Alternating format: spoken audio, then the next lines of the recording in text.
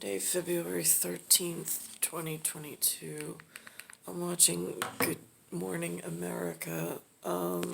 It's GMA is what they have it labeled as, a rabbit ear stations, in the front section of the TV. They're speaking on, now I mentioned earlier, I watched last night a small YouTube clip. They were talking about Goddess Freya and Goddess Basset.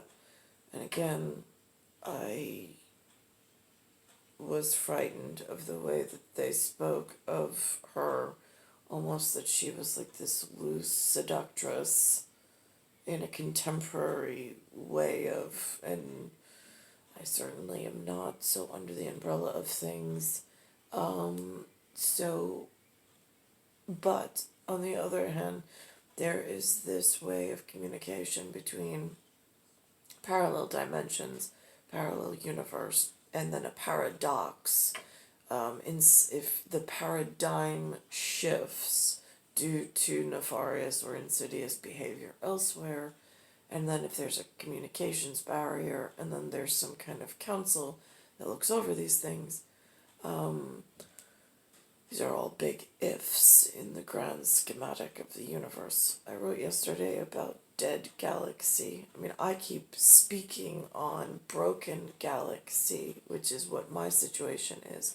But then the humans threw into my algorithm of actually a dead galaxy and multiple dead galaxy cities, which in paradox and paradigm is very easy to explain. I'm just not going to do it on whatever. I know that there's champions elsewhere. Again, Tom's River. Although I heard that he lost the witness for whatever, which the person that was there was a twofer that was sent, but the celebrity in one industry, I think they said that he died on, the public media said that, but my other encounter, or whatever you call it, or interviewer, he survived. So how does that work? I don't really know. That's frightening. But anyway, they have this show. This is the whatever. It says Good Morning America. Now, I hear for the Beijing 2022 Olympics, they call it the China bubble, the Chinese bubble, whatever, while they're there. Nothing is traditional Chinese. It's just whatever the Olympics are. Fine. In New York, where it is snowing, it's Super Bowl Sunday. It's the LXI, which is the 50, which is the L, and then it's the Chi, and then it's the I, but or V, it's the V, I think it's the V. But anyway, so this is the snow that's coming down right now. They're having like 80-degree weather in California, apparently, but I have snow outside my window. For what's the weather? Acclimate for pairing. And on the television, they're talking about an Olympic skater who, she's Russian, and now you have all these countries coming together, and there's something called an IOC, which I had never heard of. They're just mentioning it. I guess it's for this Chinese bubble. But in New York, by the way, we have something called bubble tea, Bubble, and then the letter T, but it's TEA because it's a drink. It looks like fish roe, ROE. They put fish roe looking gelatinous substance in the bottom. They're flavored, and then they put iced tea over it. I've never had one. It looks kind of gross. You lost me at fish roe, but whatever. It's something symbolic they do in Bayside Station in New York, the state of New York. But anyhow, so they're talking about this Russian Olympic skater that she was taking a heart medication, and now they're saying it's doping or it's some kind of medical medication thing. Here's the thing. Where are the doctors who prescribed this to the athlete, why didn't they just switch out her medication and make it so it's all right, since she needs this medication so bad? But better yet, why did she need medication to begin with if she's performing at Olympic and athletics status? That's what I don't understand about humans in general. Forget countrymen, forget family member, forget pride, forget prejudice. Just a Freya, beset. I mean, I really feel like bested, but whatever. I want to turn to the Beijing Winter Games and a hearing going on right now on whether a 15-year-old star Russian figure skater will be able to compete after testing positive for a banned substance. The decision could have an impact on the medals for Team USA. ABC's Alex Perche is live in Beijing with more. Alex, good morning. Hey, Wade. Breaking this morning, the AP reporting that 15-year-old Kamila Valieva will testify via video at this emergency hearing that just got underway. And the decision here could define these Olympics and the sport of figure skating. This morning, the fate of Russian phenom Kamila Valieva's future at these Olympics, the center of an emergency hearing. The Court of Arbitration for Sport determining if she can take the ice in the women's single competition.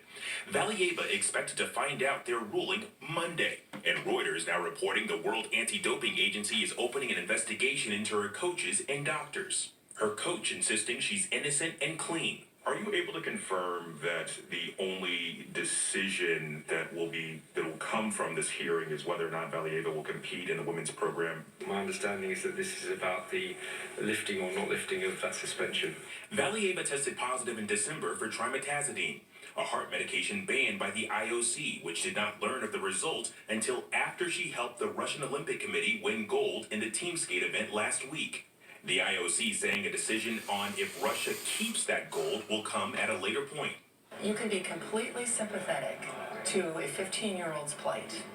You can be completely sympathetic to everything she's going through.